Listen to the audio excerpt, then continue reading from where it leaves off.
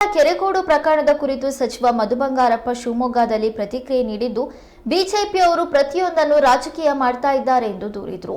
ಈ ಸರ್ಕಾರಕ್ಕೆ ರಾಮ ಭಕ್ತರ ಶಾಪ ತಟ್ಟುತ್ತೆ ಎಂಬ ಆರ್ ಅಶೋಕ್ ಹೇಳಿಕೆ ನೀಡಿದ್ದು, ಯಾವ ರಾಮಂದು? ಅಯೋಧ್ಯೆಯ ರಾಮನ? ಪ್ರತಿ ಊರಲ್ಲಿ ರಾಮನಿದ್ದಾನೆ. ಆರ್ ಅಶೋಕ್ಗೆ ಮಾನ ಮರ್ಯಾದೆ ಇದೆಯಾ? ಅವರೇನು ರಾಮನನ್ನ ಅಡವಿಟ್ಕೊಂಡಿದ್ದಾರೆ ಎಂದು ಗರಂ ಆಗಿ ತಿರುಗೇಟು ನೀಡಿದ್ರು. ನಮ್ಮ ದೇಶದ ಒಂದು ರಾಷ್ಟ್ರಧ್ವಜಕ್ಕೆ ಗೌರವ ಕೊಡ್ತಕ್ಕಂಥ ವಿಚಾರಗಳನ್ನು ಅವರು ತೀರ್ಮಾನ ಮಾಡಿಕೊಡ್ತಾರೆ. ಅದನ್ನು ಪೊಲಿಟಿಸೈಸ್ ಮಾಡ್ತಕ್ಕಂಥದ್ದು ಅಭ್ಯಾಸ ಬಿಜೆಪಿಯವರಲ್ಲಿದೆ. ಅದನ್ನು ನೋಡ್ಕೊಂಡು ಮಾಡಬೇಕಾಗ್ತದೆ. ಅವರಿಗೆ ಮನಸ್ಸಿಗೆ ಬಂದಾಗ ತೀರ್ಮಾನ ಮಾಡ್ತಕ್ಕಂಥದ್ದು ಏನೋ ಒಂದು ಸ್ವಾರ್ಥಕ್ಕೆ ಹುಡುಕ್ತಾ ಇರೋದು. I think it's not a nice thing. ಅದು ಹುಡುಕ್ತಾರೆ ಬಿಜೆಪಿಯವರು ಇಂಥದ್ದು.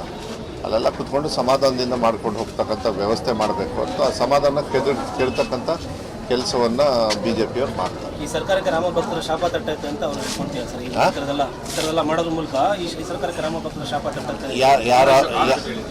ಯಾರ ಬಂದು ಈ ಥರದ ಯಾರ ಬಂದು ನಮ್ಮ ರಾಮ ಇದಲ್ಲ, ಯಾರಮ್ಮ ಶ್ರೀರಾಮ ಎಲ್ಲಿರೋ ರಾಮ ಎಲ್ಲ ಅಯೋಧ್ಯ. ಸೊ ಬೇರೆ ಕಡೆ ಎಲ್ಲಿರೋ ರಾಮ ಎಲ್ಲ ರಾಮ ಅಲ್ಲನೋ? ಏನು ರಾಮನ ಅಡ ಇಟ್ಕೊಂಡಿದ್ದಾರಂತ ಅಶೋಕ್? ಮಾನ ಮರ್ಯಾದೆ ಇದೆಯಾ ಅವರಿಗೆ?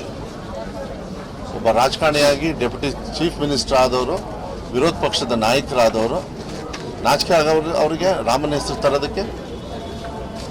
ಅಶೋಕು ನನಗನ್ಸುತ್ತೆ ಹಿಂದೂ ವಿರೋಧಿ, ಅವರು ರಾಮನ ವಿರೋಧಿ. ನಮ್ಮ ಊರಲ್ಲಿದ್ದಾರೆ ರಾಮನ. ಮಾತೆತ್ತಿರ ರಾಮನ ಬೀದಿಗೆ ತರೋದು. ಇಷ್ಟು ದಿವಸ ರಾಮನ ಹೆಸರಲ್ಲಿ, ಅಯೋಧ್ಯನ ಹೆಸರಲ್ಲಿ ಆಯಿತು. 30% ಹೋಗಿಲ್ಲಲ್ಲ ಅಯೋಧ್ಯಕ್ಕೆ ಬಿಜೆಪಿಯವರು ಓಟ್ ಹಾಕಿದವರು. ಬಿಜೆಪಿಯವರಿಗೆ ಅವರೆಲ್ಲ ದ್ರೋಹಿಗಳಂತ. ಅಯೋಧ್ಯೆಗೆ ಹೋದವರೆಲ್ಲ ಪವಿತ್ರ ಹೇಳ್ಕೊಂಡು ಇವರೇ ಭಾಷಣ ಮಾಡ್ಕೊಂಡು ಹೋದ್ರಲ್ಲ. ನಾಚಿಕೆ ಆಗಲ್ಲ ಇವರಿಗೆ? ಶೇಮ್ ಅಂತೇವೆ, ನಾಚಿಕೆ ಆಗಬೇಕು. ರಾಜಕಾರಣದೊಳಗೆ ಅಂಬೇಡ್ಕರ್ ಅವ್ರು ಏನು ಹೇಳ್ಕೊಟ್ಟಿದ್ದಾರೆ ಅದನ್ನು ಮಾಡಬೇಕು. ನೋಡಿ, ನಾವು ಎಂಥ ಚರ್ಚೆ ಮಾಡ್ತಾ ಇದ್ದೀವಿ. ಬಂದಿರೋದು ನ್ಯಾಷನಲ್ ಲೆವೆಲ್ ವಾಲಿಬಾಲ್ ಉದ್ಘಾಟನೆ ಮಾಡೋಕ್ಕೆ. ನಿಮ್ಮ ಹತ್ರ ಪ್ರಶ್ನೆ ತಗೊಳ್ಳೋದು ಇಂಥದ್ದು. ಇನ್ನು ಎಷ್ಟು ದಿವಸ ಅಂತ ರಾಮಂತೆ ತಗೊಂಡು ಹೋಗ್ತೀರಿ? ಮಾತೆತ್ತಿದ ತಕ್ಷಣ ಪಾಕಿಸ್ತಾನಿಗೆ ಹೋಗ್ರಿ, ಇಲ್ಲಿಗೆ ಹೋಗ್ರಿ. ಸಾಧನೆ ಏನು ಮಾಡಿದಿರಿ ಬಿಜೆಪಿಯವ್ರು ಫಸ್ಟ್ ಹೇಳಿ. ಬಡವರಿಗೆ ಹೊಟ್ಟೆಗೆ ಅನ್ನ ಕೊಟ್ಟಿದ್ರ ಹೇಳಿ.